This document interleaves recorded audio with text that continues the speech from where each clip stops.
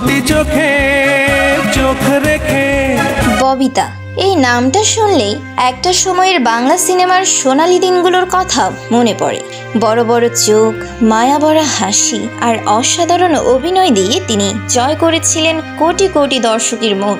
পর্দায় তাকে মানুষ দেখেছে কখনো প্রেমিকা হিসেবে, কখনো গ্রামের সহজ সরল মেয়ে হিসেবে, আবার কখনো শক্ত মনের নারী হিসেবে।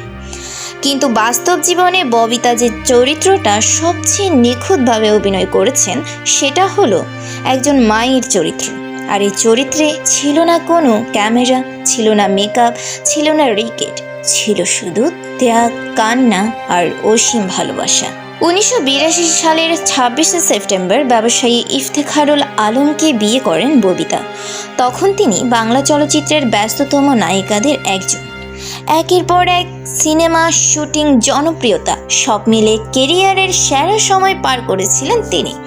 কিন্তু এত ব্যস্ততার মাঝেও তার সংসার ছিল খুব সুন্দর, খুবই শান্তির।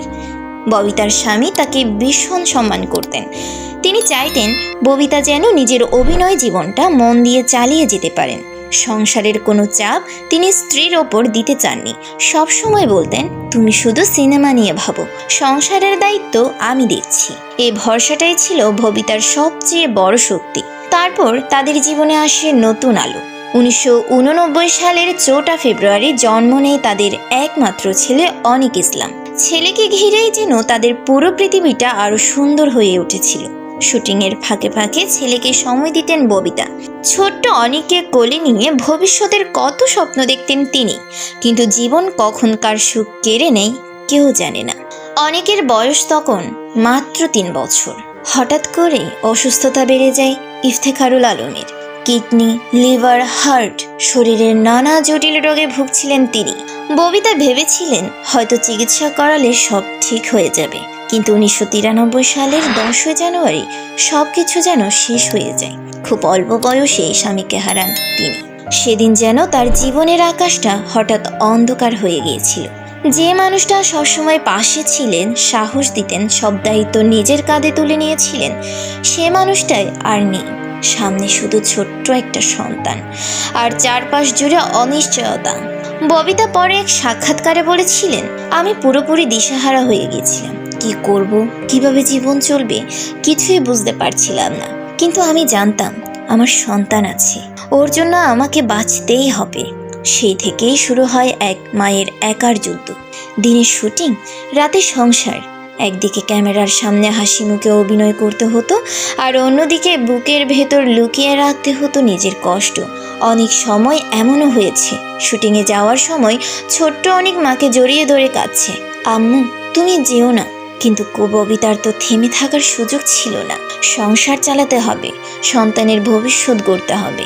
তাই নিজের চোখের পানি লুকিয়ে রেখে বের হয়ে যেতেন তিনি। গাড়িতে বসে হয়তো চুপচাপ কাঁদতেন, কিন্তু সেটুকু কান্না দেখানোর সুযোগও ছিল না তার। কারণ তিনি শুধু একজন অভিনেত্রী ছিলেন না, তিনি তখন একজন বাবা আর মা, দুটো দায়িত্বই একসাথে পালন করছিলেন। ববিতা বুঝতে পেরেছিলেন সন্তানকে ঠিকভাবে বড় করতে হলে তাকে সাহায্য দরকার। সে সময় নিজের একটি সিনেমার শুটিং করতে ফিলিপাইনে গিয়েছিলেন তিনি। সেখানে এনি নামের এক তরুণীর সঙ্গে পরিচয় হয়। মেয়েটিকে খুব বিশ্বাসী মনে হয়েছিল তার। পরে তাকেই বাংলাদেশে নিয়ে আসেন। অ্যানি শুধু একজন গৃহপরিচারিকা ছিলেনই না, পরিবারের একজন হয়ে গিয়েছিলেন। ঘরের কাজ, বাজার, অনেককে দেখাশোনা সব করতেন তিনি। এমনকি ববিতার শুটিং ও প্রোডাকশনের কাজেও সাহায্য করতেন। তখন বাংলাদেশে বিদেশি গৃহকর্মী রাখা সহজ ছিল না। ববিতাকে পর্যন্ত অনুমতির জন্য স্বরাষ্ট্রমন্ত্রীর কাছে চিঠি লিখতে হয়েছিল, কারণ তিনি জানতেন তার সন্তানের নিরাপত্তা আর যত্নের সঙ্গে কোনো আপোষ করা যাবে না। অনেকের পড়াশোনা শুরু হয় বনানীর প্লে পেন স্কুলে। পরে স্কলাস্টিকে ভর্তি হন তিনি। ববিতা অনেক সময় নিজের স্কুলে দাঁড়িয়ে থাকতেন ছেলের জন্য। তিনি তখন দেশের জনপ্রিয় নায়িকা ছিলেন, কিন্তু সন্তানের সামনে তিনি শুধুমাত্র একজন সাধারণ মা।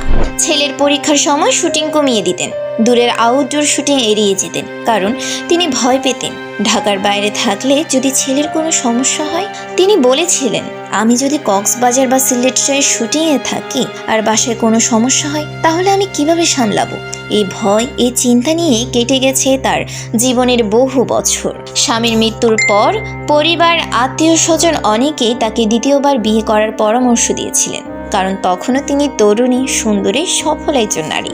অনেকেই তার জীবনে আসতে চেয়ে সরাসরি বিয়েরও প্রস্তাব দিয়েছিলেন। চাইলে হয়তো তিনি নতুন জীবন শুরু করতে পারতেন, কিন্তু ববিতা সবসময় একটাই কথা ভাবতেন, আমার ছেলেটার কি হবে? তিনি ভয় পেতেন নতুন সংসারে যদি অনেক নিজেকে একা মনে করে, যদি কেউ তাকে আপন করে নিতে না পারে। তিনি আরো ভাবতেন নতুন সংসারে যদি আরেকটা সন্তান হয়, তাহলে হয়তো অনেকের প্রতি ভালোবাসা ভাগ হয়ে যাবে। আর এই একটা ভয়ই তাকে সারা জীবন দ্বিতীয় বিয়ে থেকে দূরে রেখেছে। এমনকি অনেক বড় হওয়ার পর একদিন মাকে বলেছিল, আম্মু তুমি একটা আব্বু নিয়ে আসো, তুমি একা কষ্ট পাও। কিন্তু তখনও ববিতা শুধু হেসে বলেছিলেন, তুমি থাকলেই আমার সব আছে বাবা। একজন মা নিজের সুখ কতটা নিঃশব্দে ত্যাগ করতে পারেন, ববিতার জীবন তার বড় উদাহরণ। সময় কেটে যায়, ছোট্ট অনেক ধীরে ধীরে বড় হয়। পড়াশোনায় খুব ভালো ছিলেন তিনি।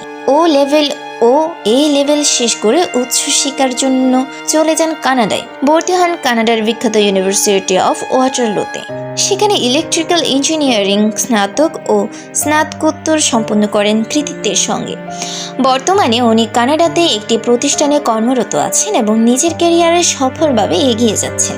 আর হয়তো এটাই একজন মায়ের সবচেয়ে বড় জয়, যে মা নিজের যৌবন, নিজের স্বপ্ন, নিজের ব্যক্তিগত সুখ সবকিছু ত্যাগ করেছিলেন শুধু সন্তানের ভবিষ্যতের জন্য। আজ সেই সন্তানের সফলতাই তার জীবনের সবচেয়ে বড় শান্তি। অশনি সংকেতের মতো আন্তর্জাতিকভাবে প্রশংসিত ছবি সহ প্রায় 275টি সিনেমায় অভিনয় করেছেন ববিতা। কোটি দর্শক তাকে ভালোবেসেছে, সম্মান দিয়েছে।